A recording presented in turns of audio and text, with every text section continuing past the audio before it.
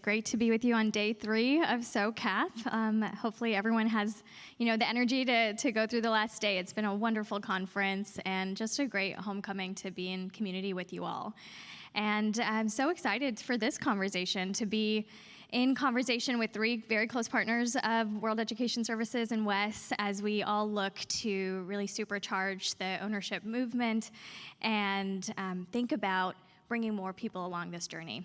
And this is really the first time that ownership has been named as part of a track for SOCAP, and excitingly, many sessions over the course of the week I've been listening across.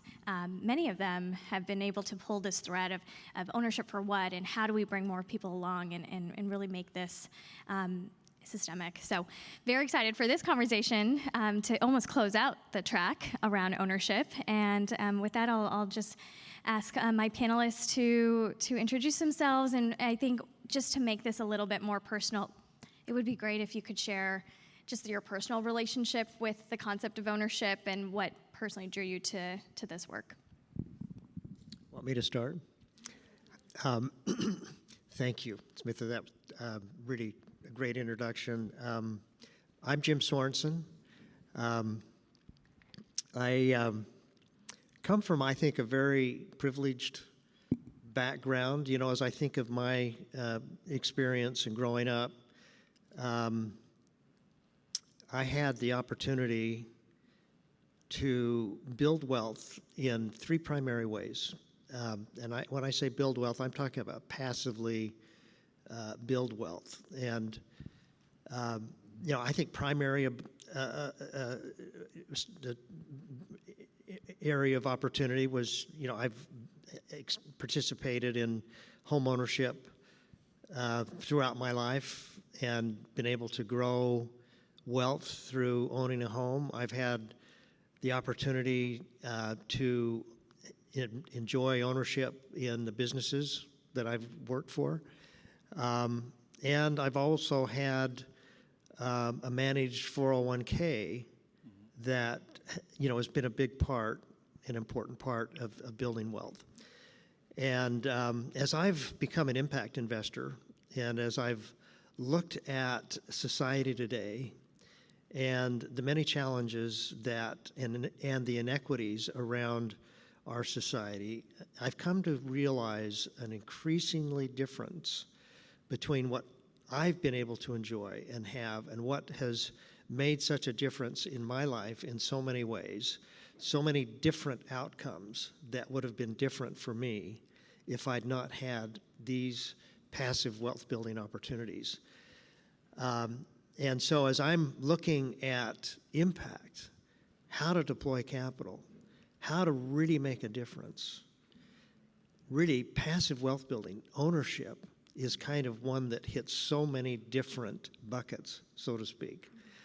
And, realizing that in our work, we started to want to elevate that in our thinking, in our deployment of capital, really across the spectrum, and looking for different models and different ways that could engage and bring those that didn't have the opportunity that I had to be able to benefit from passive wealth building.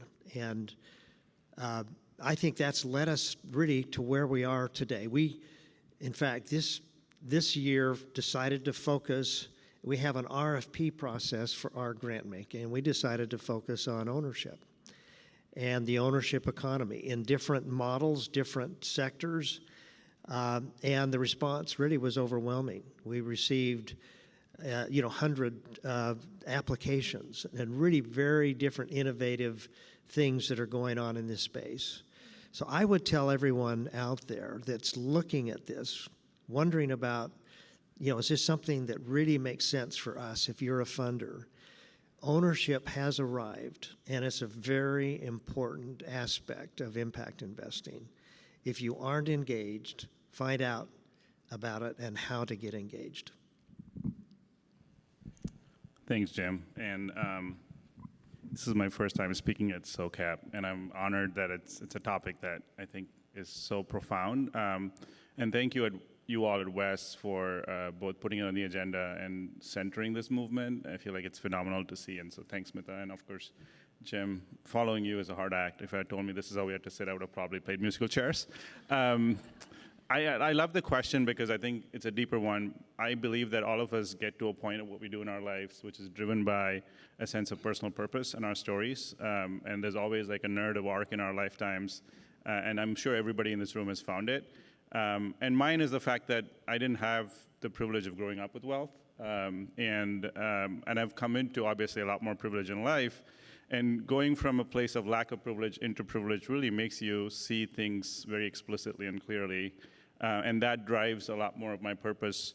More recently, I recently realized that in my first 10 years of life, my mom and I had lived across 10 different homes and not having a single one that we owned or having a sense of permanence. Or different examples where you're like, whoa, this is kind of crazy. I've been endowed a lot of luck and privilege to get to what I do. And right now I'm a CEO of a private family office and a foundation. And one of the most phenomenal things that our founder did, who's not with us anymore, he said that eventually he wants us to go away and be a sunset office. And he said, I want our assets to be moved from our balance sheet into the community's balance sheet. And when I took over, I read that line. He wrote a very brief page-and-a-half memo and left it for us. And as we started to realize his vision, I think he came to the same conclusion that you did, Jim, which is to say that his source of wealth was around the idea of owning assets and having equity in things.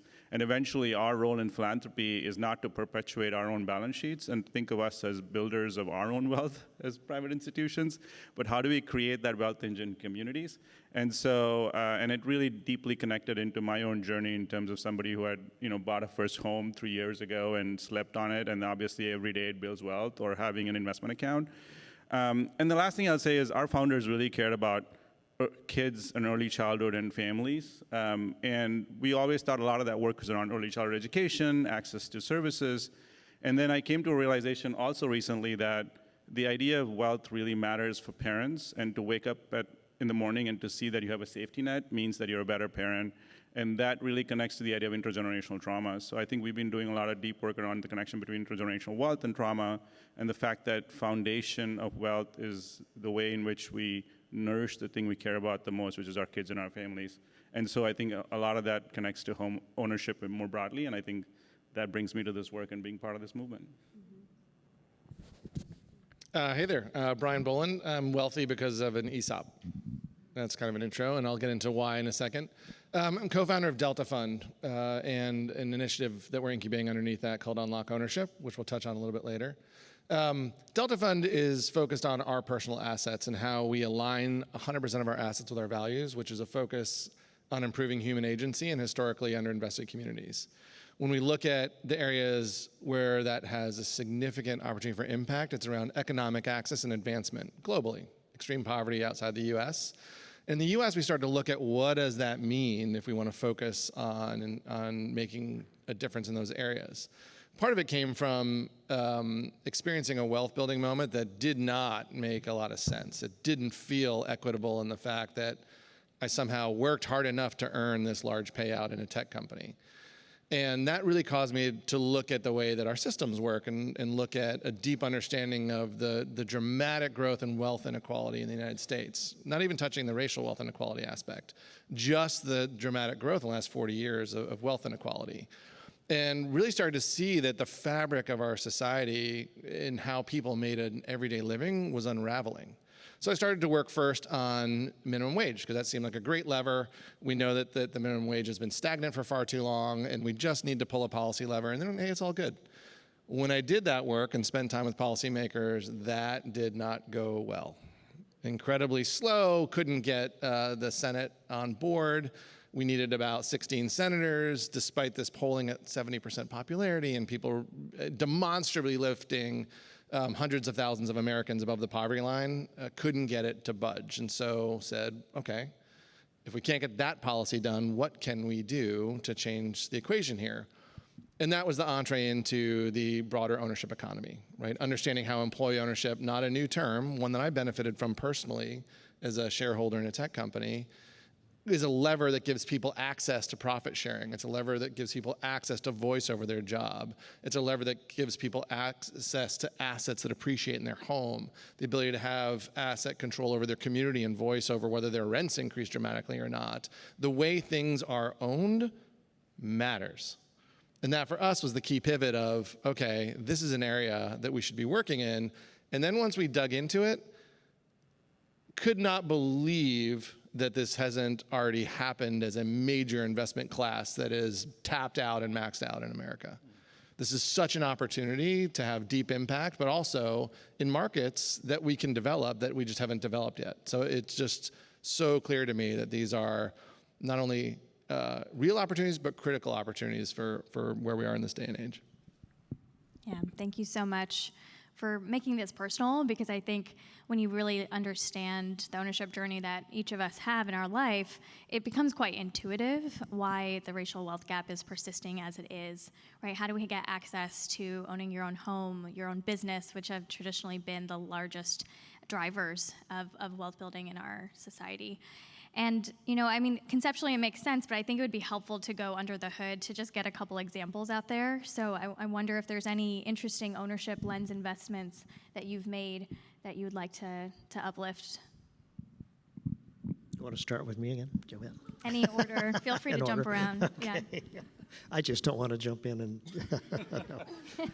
I think there's really, we've learned that there's really a lot of very interesting models and innovation out there in the space. One that has really captured my attention, in fact, I've invested in the company, is a company that is essentially using shared appreciation loans and blockchain technology to create a very easy way for people to sell a portion of the equity to come up with the gap, the down payment gap that's needed to get into home ownership. And it also lowers the mortgage cost.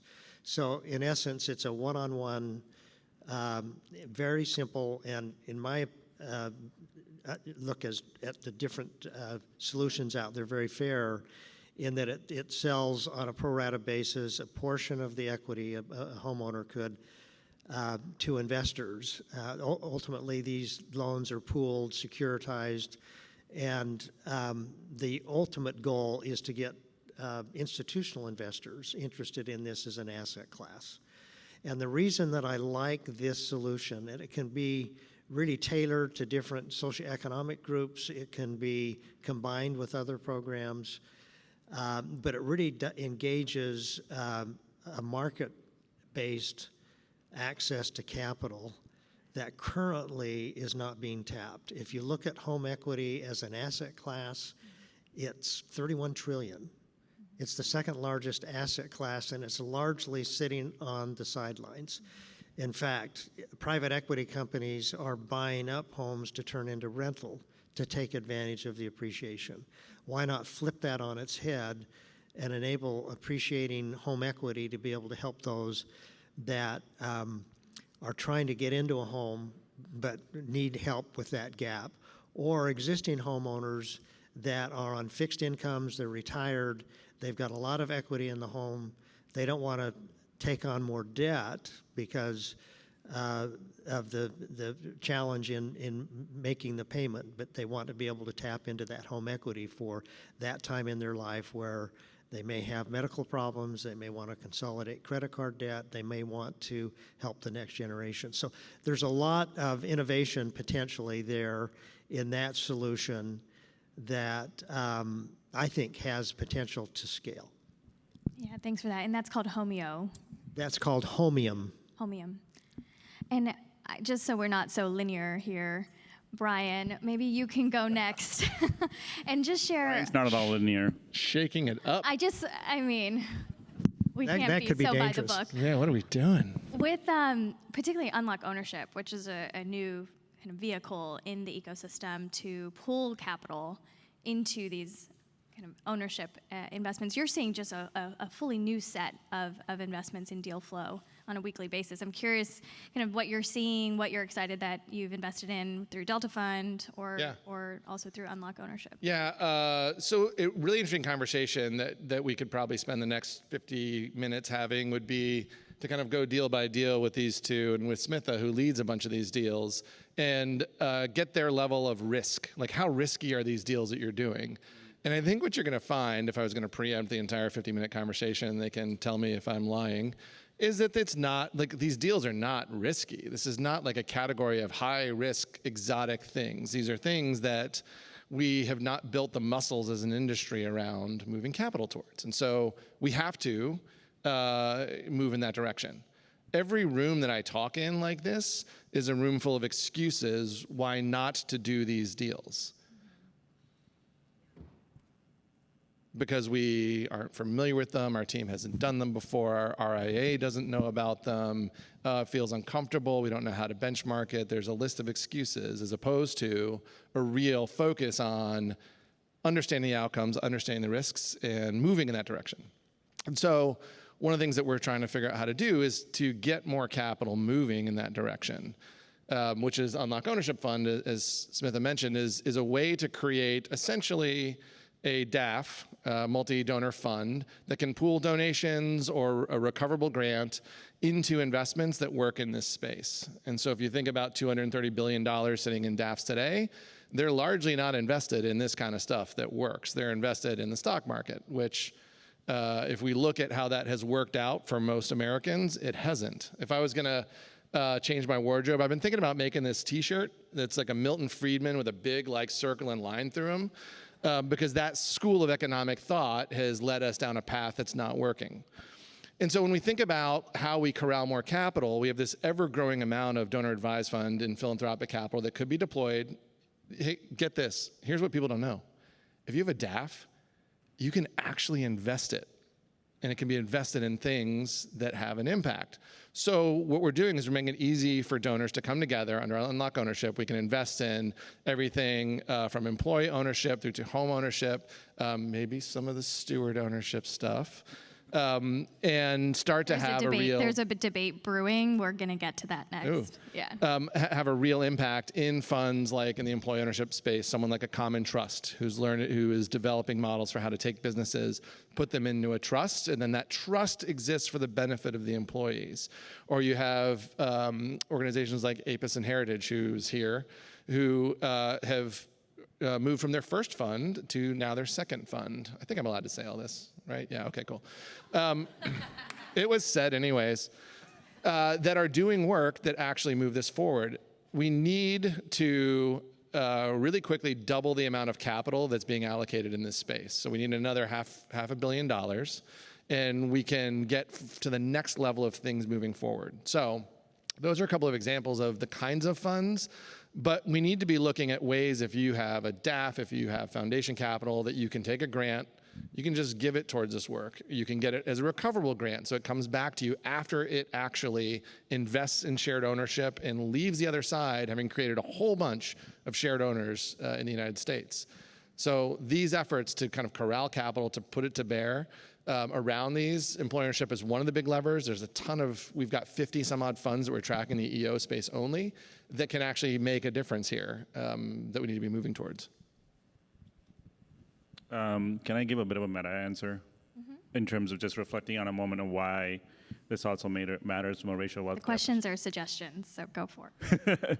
Well, I mean, I also want to center ourselves, and then I'll get to examples, I promise, on why, as we think about the kind of the wealth gap more broadly and why this movement really matters. And you all know the facts, the fact that the difference between wealth between black and white households and black and Hispanic white and Hispanic households is dramatic and significant and only growing. And I'll just tell you a story. I am these days in a total trip in being inspired by nature and how it tells us what we need to tell us. So this morning we were at a Wealth Innovators cohort breakfast hosted by Aspen, and Ida left the room, who works with Aspen. I don't know if this was intentional. So this is a little coffee shop-like place. It's full of glass doors. Imagine all glass, right outside Urbana, and there was a pigeon that flew into the.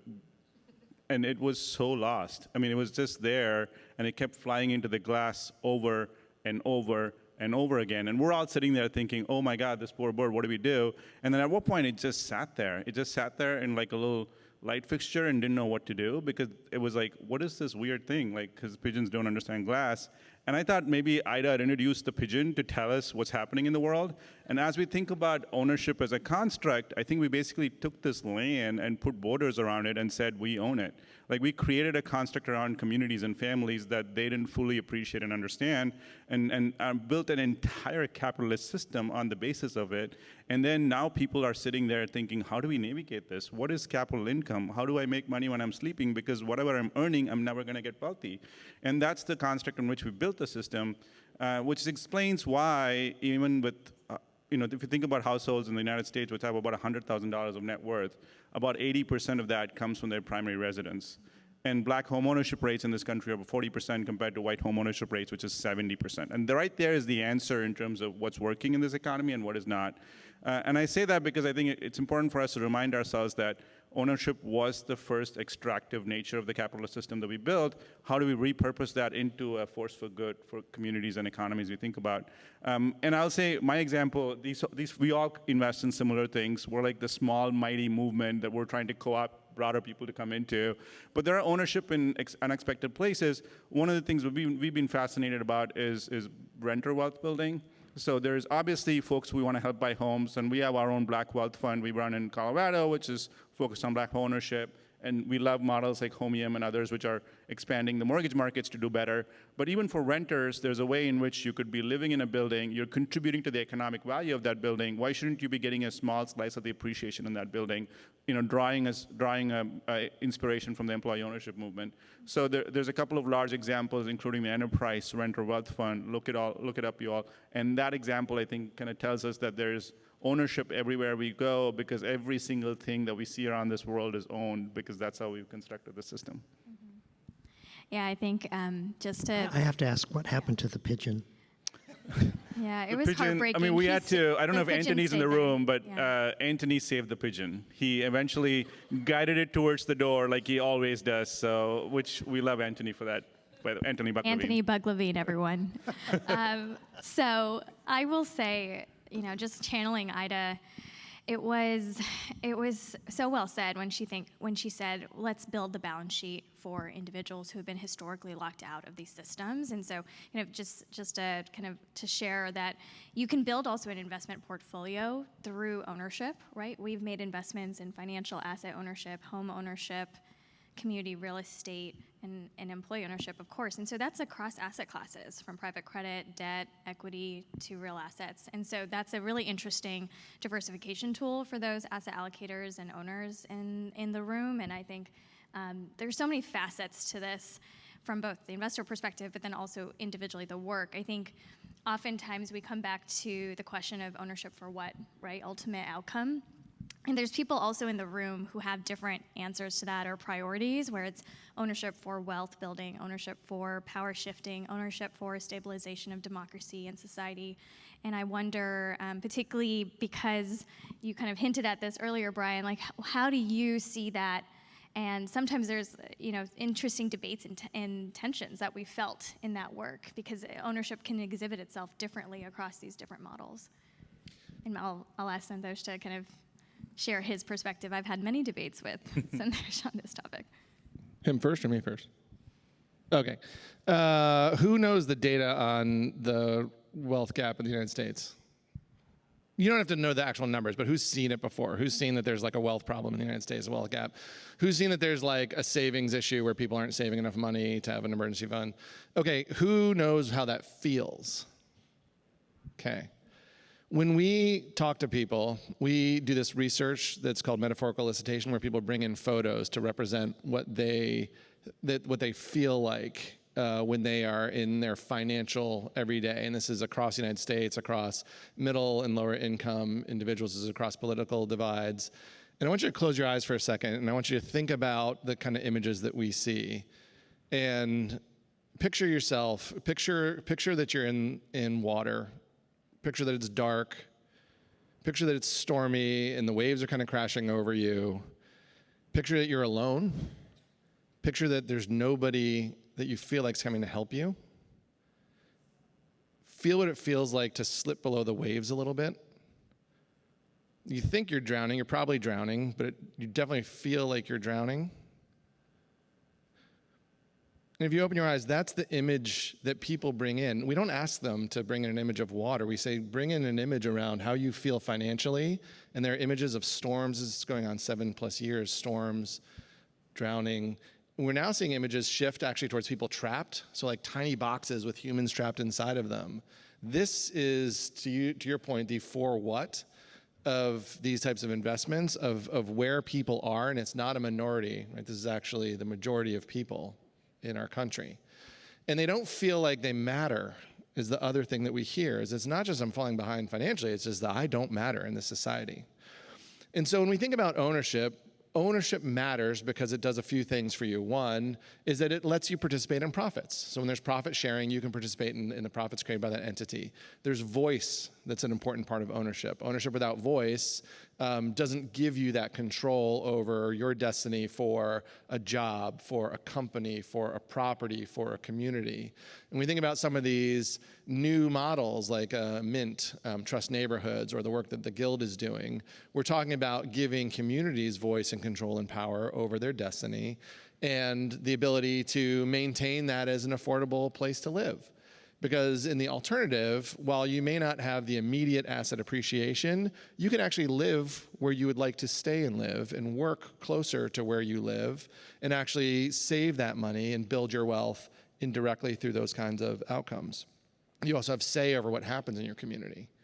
And so when we think about the change we need to make, and I think you were saying it very elegantly, of the way that ownership has worked, is that ownership has been the driver of wealth because it has taken ownership from places, it has taken ownership from peoples, and it has turned that ownership into economic power. And now it's time to figure out how do we bring that ownership back and bring that to more people, both for economic benefits, but also for voice and power. Well, I mean, it's hard to disagree with Brian because he's just a really nice human being. And I actually like the idea of, I mean, we didn't plan this conversation, so the pigeon being trapped was not intentional, and just you saying the idea of being trapped, I mean, you could see why that was very resonant. I guess the challenge is really thinking through what do we ask people to do in order for them to participate in the system. And the idea of power building can be a misnomer for economic rights. And many of these models, and I'm not saying that's universal right now, but we have built a system where, because economic rights are so hard to reach, we've leaned into the idea of, we'll give you voice, we'll give you governance, take a couple of hours from your week, come participate in these conversations, but eventually we actually don't know what happens with your individual balance sheets. And that seems to be a slight injustice that happens in the ecosystem a lot more, and that's been the challenge of us trying to focus a lot more on governance as compared to basic economic rights. Whereas I feel like if you don't have the underlying safety net and the balance sheet you need, it's unfair of us as an ecosystem to say, we want you to put your time and governance time into it, but not really give you the upside, and it's going to be held at a community level, and we don't know what it really means for you. How do you kind of like navigate that in terms of where we are as an ecosystem? And I think there's a real tension because do we want everybody to be like traditional American capitalist owners, individualistic, owning assets in our own specific balance sheets, starting with homes, 401ks, build wealth the way we all build wealth? Or do we create a different kind of a utopian version of it that might not be real? Sorry. No, I mean, look, it's coming from the communities themselves, right? So it's not me coming in from Seattle, Washington, and being like, hey, I'm the smart white guy who's got a great idea for you how to fix yourselves, right? Like what this is these are movements that are happening at the community level where they are talking about the importance of protecting their buildings, protecting the structures, and protecting the land in their communities, and what that means for them as a community and for the future generations in that community. So, you know, I think for me, the things we need to be looking for are the patterns where people are striving to create outcomes for their communities that we, because we hold the capital, can better enable, can get behind. And I'm going to trust to some degree that as they have those models built in, that there are aspects of the financial well-being that are part of it that they're articulating, but I'm not going to come in and tell them as a community who's solving their problems that they're wrong. Jim, how do you think about calling more people into this across the spectrum of capital and returns? I think that there's, you really lean on the market-based solutions as a key driver to get to scale. And I'm curious kind of your perspectives on new entrants and players and how, particularly with your kind of emerging role and commitment to ownership, how you see bringing more folks in more traditional capital markets into this field. Well, I think what we're doing today, and one of the main objectives for this panel and others like it on the stages around SOCAP, is to bring this to the consciousness of really the impact investing community. We would think that the impact investing community would be the first movers on something like this. I think we're seeing certainly these themes come up in the political environment that we're in, and that's good. I think that clearly we need to figure out a way to engage much deeper pools of capital. I mean, Jim came out, we're about 1.5 trillion under management, and you look at institutional capital and the total, AUM, we're still just a drop in the bucket. And this is something that is big enough and important enough that we've got to figure out ways to engage much larger pools of capital. And that's only going to come, I think, with the focus initially starting here and building out. And then, creating collaboration and partnerships where we can align interest. And I think a lot of the work that's being done, by Delta and Gary Community and others is some of that very fundamental early work. We hope to be a part of that and to build on that momentum. I'm encouraged with some of the legislative initiatives that I see in place, because if you can get policy nudges to really help on this, I think you can move the needle down the road that much faster. Yeah, exactly. The enabling environment needed to drive the incentives for investors. Well, I just want to add on to what Jim said. $1.5 trillion is a lot of money in the impact investing world. And I think one of the things that we did kind of lose the narrative on is on the ownership and the extractive nature of this. And I'll use us as an example. We have an explicit focus on moving our balance sheet to communities. We're also a mission-oriented investor. We've been doing this for about 12 years. And we looked at our own numbers, and we realized that over the last 12 years, we've shared about $100 million in shared equity with our managers, and it stopped there. And so that's a sizable amount of capital that we've shared and carried interest. And we love our GPs. Some of them are in the room. We appreciate the fact that they get carried interest, and it all makes sense. But then we looked at how much of that goes into folks that are actually creating value, whether it's in a multifamily GP, whether it's renters, or whether it's other folks across the value chain who are economic value creators, and the answer is zero.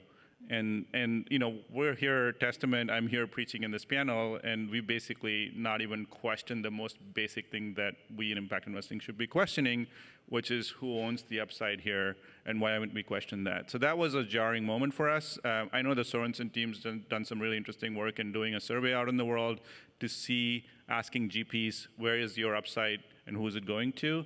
But I think, Jim, your call out in saying this is like a real seminal moment for our community, because I think impact investing is going through a bit of a resurgence, but also a real moment of questioning underlying values, given where we are. And for us to answer this foundational question of how do we think about our own structures that we built on traditional structures, and how do we question that, I think really seems like a really important moment, which is why I think ownership is really having its moment of clarity here. Well, Brian, say what you're going to say, but also with the talk, there's been a lot of talk, right, in panels and conferences, but you and I and Santhosh and Jim, we've all been talking to several investors who are on the fence, and there's still not a lot of money moving yet into this field. And so what are those sticking points and hurdles? And, again, a suggestion, so feel free to say what you were about to say. Look, I think there's a lack of courage that people have. I think that I came out of tech, and so when I started doing finance stuff, all the finance people were like treating me like, hey, you're gonna hurt yourself if you start messing with these finance tools, because this is like really dangerous stuff, and like you could really do some, like you could screw things up really, really bad, if you start taking it. And then we started to look, and it was like, no, like these things are perpetuating themselves because the fees are freaking awesome for doing not a lot of work. We've funneled countless amounts of dollars into ESG funds and labeled it impact investing. And when you look at what's underneath the hood, my alma mater, Facebook, who I've been a public critic about the way that they've undermined democracy and human rights and turned people against each other, is one of the top holdings in most ESG funds. So not impact, guys. So when we look at where we need to be, I think people fall into the trap of following their advisors, following their RIAs. People with large assets are like, well, I have to work with a company that starts with G and an S in their name so that we can manage our assets properly, and they don't really do this practice, and so the assets don't move. Or they're like, let's carve out a little tiny sliver, do a little tiny baby sliver that will move towards this impact stuff, and people aren't really taking the opportunity with the capital stacks they have to transform society in the way that they have, particularly foundations, who, by God, you got a tax deduction. You're subsidized by the American people in these massive foundations, and instead you're throwing it in the stock market and then not really living out the mission on the investment side of what you're doing. And people are like, it's hard. We can't make that transition that quickly. Smitha should talk, if you didn't hear her yesterday, was it yesterday, talking about the transition they made to 100% impact investing focused. And they did it in 3 years. Come on, we can do this. That's the kind of courage of leadership that we need. And so I think there really is people stepping back from the status quo, from the things you're used to. Fire your advisors if they are just doing the status quo, because guess what? You can actually fire your advisors, and you can find folks who are values aligned to deploy capital in the ways that you want. That's where we need to be moving towards, taking those steps that feel like bold steps, but when you look at the underlying ownership movement and ownership economy, it's not that risky.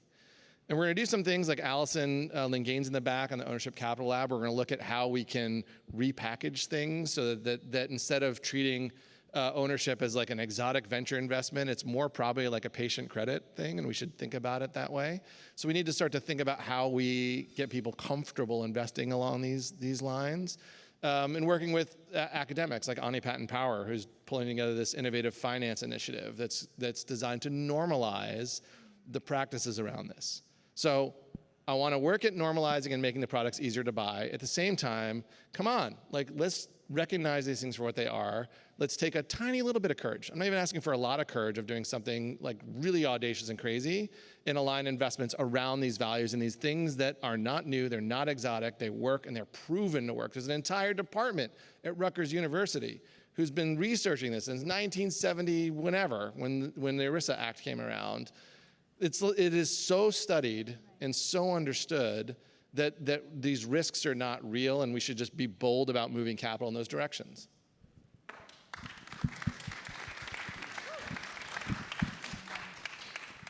Anything you would add? No, I would agree. Now is the time. I think this is a great opportunity, a great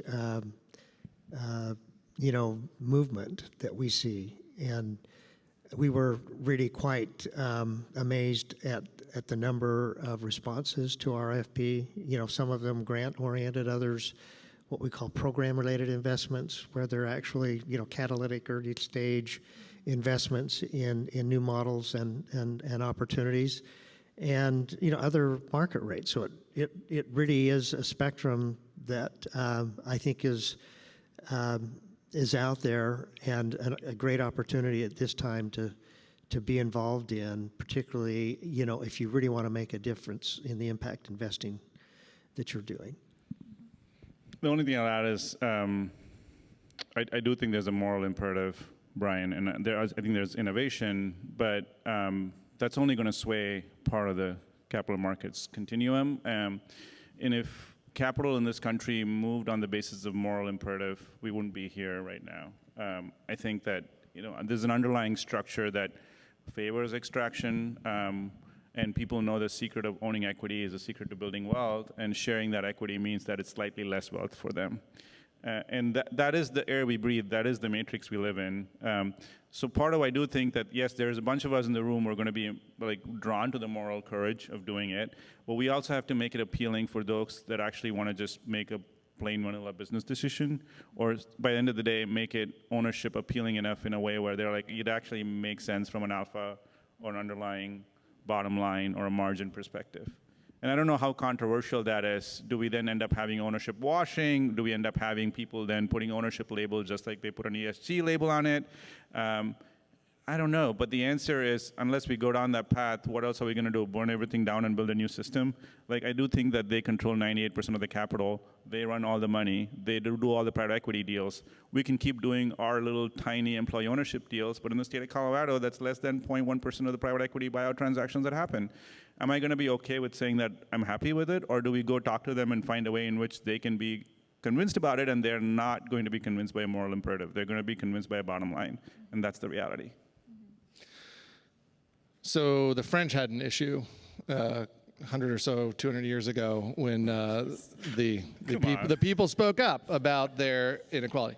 Look, we laugh about it a little bit, but look, if we are in a, I don't want to bring politics into this, and I'm going to bring politics into this. Not partisanly. We're less than a week away. It's hard not to. Not partisanly, but if you think Americans are happy and thriving, raise your hand. So we're not in a good spot. You do? I mean, okay, and we can get into our Right, sorry, I just have to, I just became an American citizen, and it didn't come with a return policy. This is not like an Amazon package, so shit, I love America, and we're okay. But we're at a point where it's not working the way that we have promised that it can work, and we know that it can work, right? So there is an arc there. There's also a spectrum of returns, right? So I'm not making an impassioned plea about ownership because I'm saying, hey, give all your money away and wear sackcloth, right? I have other causes. If you want to talk about the extreme poverty causes, I need you to just give your money there and not get it back. These are ones that have investment returns all the way from market rate, which is a term that I hate and loathe, and we can talk about benchmarks and why they're bad because they're benchmarked on the past, which was highly extractive. That's a whole other side conversation. But you can get decent returns for things, particularly when you're holding the kinds of wealth that some of these large, mid-sized, small. When you talk to people and they're like, oh, we're a tiny baby foundation of $100 million, that's a lot of money in the entirety of the world. So our opportunity to start to look at the spectrum of returns on these investments, people have things that are in cash, people have things that are in 1%, 2%, 3% places today. We're in stuff that's in the co-op space that's 5%. That's fine. Some of these other funds are returning higher than we are comfortable with returns.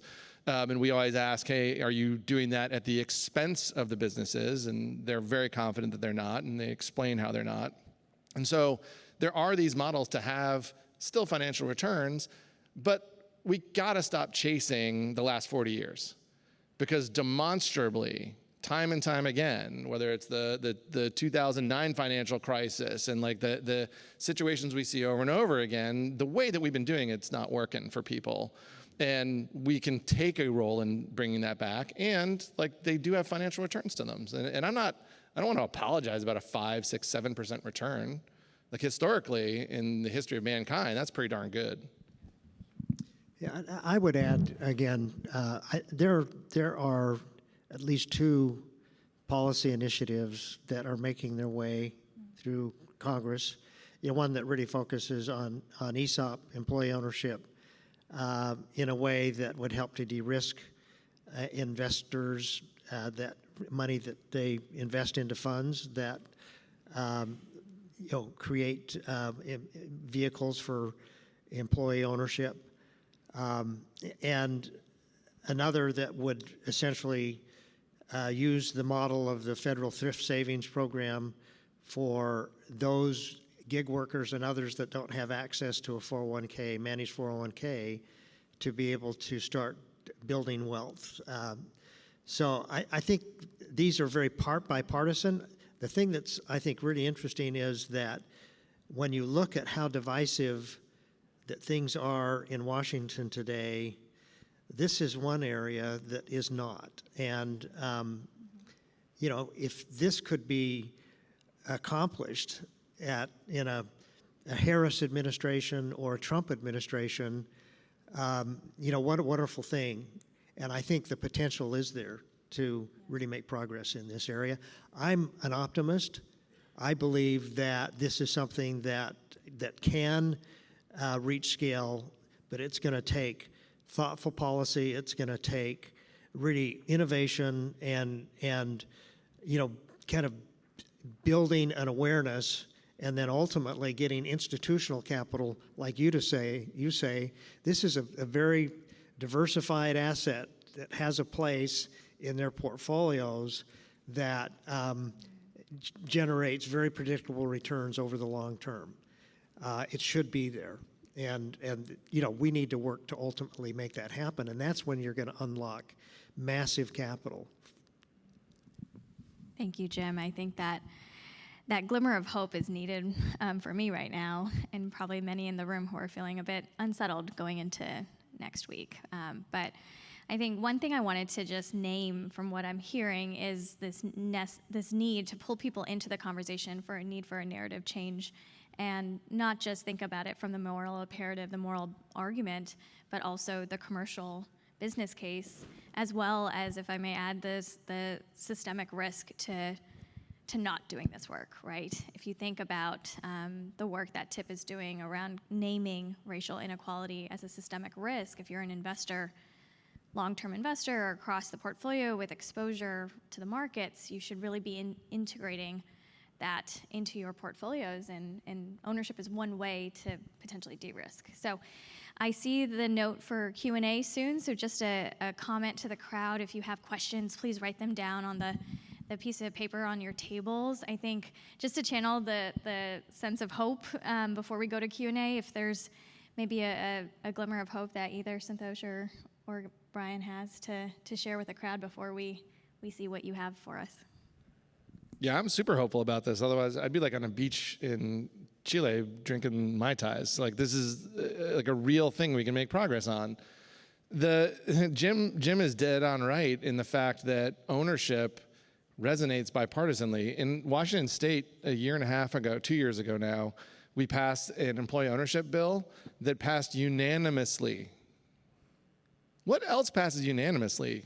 It is passed unanimously. Like, we, as a nation, we get this concept, and so it's a real opportunity. And you should chat with Phil about the kinds of companies that they're working with, and the employees, and the way that they perceive these transitions. It's awesome. Like, it is hope-filled. It is awesome. We see more of it. Couple of things I'm exceptionally hopeful of. I mean, all jokes apart, I am actually deeply hopeful of our future as a country. I think as an immigrant, I would be nowhere else but here. I don't think there's anywhere else these conversations are happening. But I also think that we're moving towards a sense of hope and belief that we have the idea of net zero. Can we get to idea of net 50, where every American household has, let's say, $50,000 of net worth and assets in their balance sheet? So I think the idea of wealth is going to become more universal across the aisle and between either side, and I'm hopeful about it. The other thing I'm really, really hopeful is, I was a community organizer before I became a capitalist, I guess.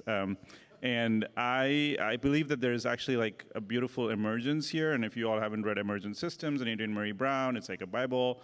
But we all started this work not being coordinated. We were not ownership investors. We started doing our own things. We said, this is what makes sense. We care about it. It actually makes sense in community. This is how you bridge the racial wealth gap. And so these were small interactions that are starting to form larger systemic outcomes. And these were uncoordinated actions that become coordinated, just like how you see emergent systems emerging. And that's what's happening in the ownership investing movement.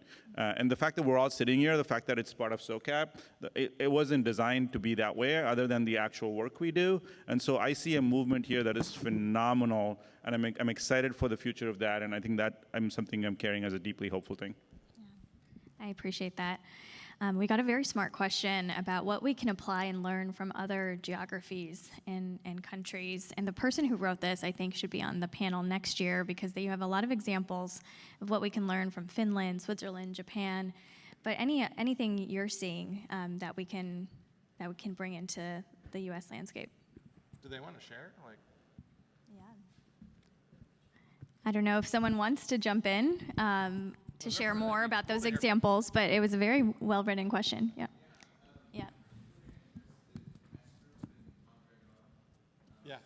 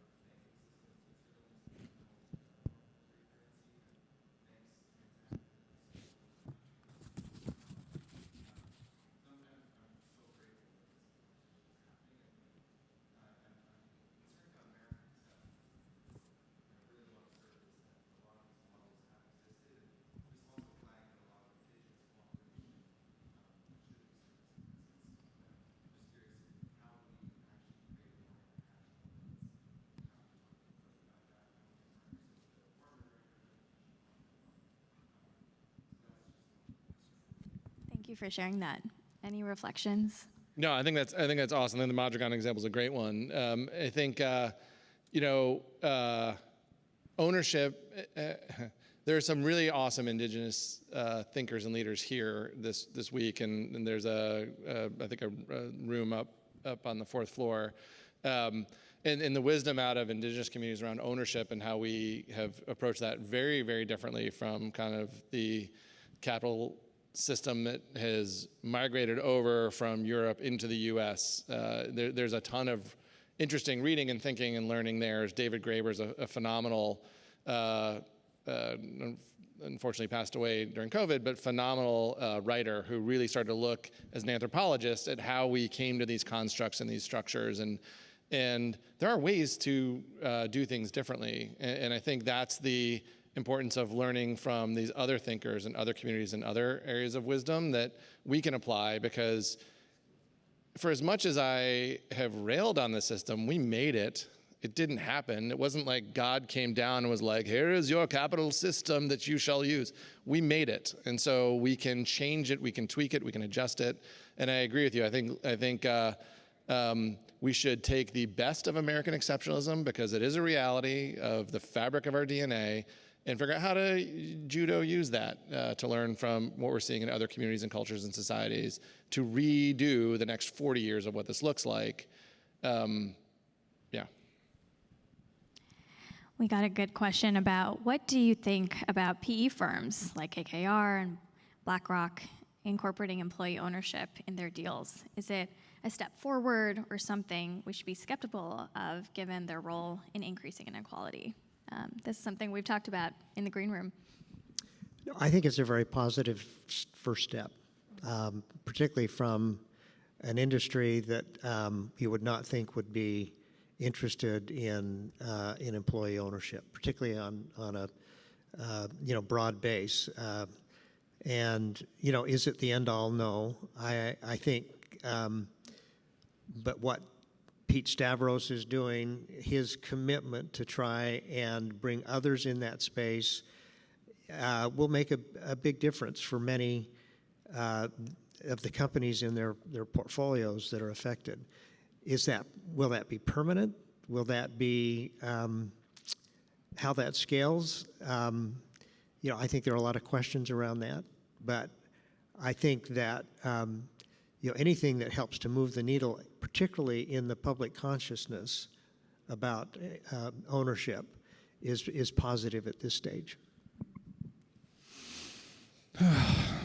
So I agree I think you're right on the public perception side of things. I think he's on 60 Minutes talking about ownership and how important it is. I think, and this is where I struggle with my criticism, because I don't like the model that they're doing, and that it's a bonus program, right? You're participating in a 5-year bonus program. I think there's rumors now that one of the companies that they sold has maintained broad-based employee ownership. The rest of them, when they sell, it's just like the incentive bonus, and so it's an accounting trick. And it's a motivator because people are like, oh my God, I own something, and that matters. And so the takeaways to me of the fact that PE is seeing that ownership matters, that people care about it, that it motivates them, is a net positive. Telling more stories about it is a net positive. Their model is a net slightly better. It's kind of like if I kept you from eating for a week and then I gave you some crackers, you'd be like, these are the best crackers, this is so good. I'm giving you back a little bit of what we've taken in those kinds of PE buyouts over the years. I'm giving you a sliver back. You know, the payouts that you see in the 60 Minutes, if the truck driver had been they're like a 20 some odd year employee, if they had been an owner for the duration, would their payout have been different? Probably. Does that mean that it's bad? No, it's inarguably better than the status quo, but it's not it's a increment as opposed to the steps that I'm most excited about with some of these other firms. I just want to add 2 quick reflections. Yeah. I'm somewhere between these 2 folks here, but one, I do think that, like, I mean, I had a conversation on the idea of impact washing and whether PE wants to redeem itself by doing this. And I think Brian and I also agree on that. If this is impact washing where a household walks away with $50,000 of extra cash in their balance sheet, I will take that impact washing any day, right? It seems okay. I do agree that there needs to be more push. And for instance, like, I think not engaging is not an option. So how many endowments are taking a position in the fund, asking them to put together a mission-oriented committee that questions them from an LP standpoint is the answer here. I don't think we should not engage. I don't think we should wash off our hands saying, oh no, this is not pure employee ownership. Let's not touch them. This is evil. Rather, we're like, can we become LPs? Can we engage? Can we have a mission committee? Can we do more meaningful ways to push you all to think more aggressively but also more in community orientation, I think is the answer here. I think my response to this question is that if we want this to be a movement and talk not about millions, but billions and ultimately trillions, we need to have a big tent. And there's going to be different flavors of employee ownership. Maybe we don't call it broad-based employee ownership. Maybe we use different language to share the kind of depth of employee ownership and power sharing across these models. But Anthony Bug-Levine, to kind of channel him again into this conversation, often compares what's happening with ownership with what happened with the impact investing movement, right? And there's a spectrum of impact in the impact investing movement, but there's room for everyone if we want to get to that 1.5, say-ish trillion in assets under management. And so similarly, at least my response to this question is let's hold the work that's emerging accountable through engagement, through conversation, but also understand that there is room for diversity in the space, and actually that will lead to more people coming in, right? If we want to have this call-in dynamic versus calling out. So that's what I would say on that. I think maybe to wrap up, seems like a very positive question, which I appreciate. Folks are enthusiastic about this space, but oftentimes with shared ownership, there's still this mindset, and broadly in impact investing, of scarcity. And so how do you suggest making that pivot to more of a conversation of abundance? Well, we need to have more of these convenings, gatherings, and people that are sharing what they know, what's been successful in more places around the country. I think clearly, this is a start. I'm hopeful that some of the ideas that have been floated around, the excitement that's been expressed, and the collaboration that I've seen here continues, and this will grow. And this is how things like this really start. And I'm optimistic. It's something that there's not much. The great thing about this is that there's not controversy about this. People see this as really an important thing, and Quite often that's a big part of the battle that's won. So if you can get people now working together and getting confidence in contributing, their time, energies, and resources to this, I think it's something that, this will be a great success in the future. Brian, do you want to go? After you. It's a beautiful question. Whoever asked it, thank you. I think wealth inherently is a joyful thing.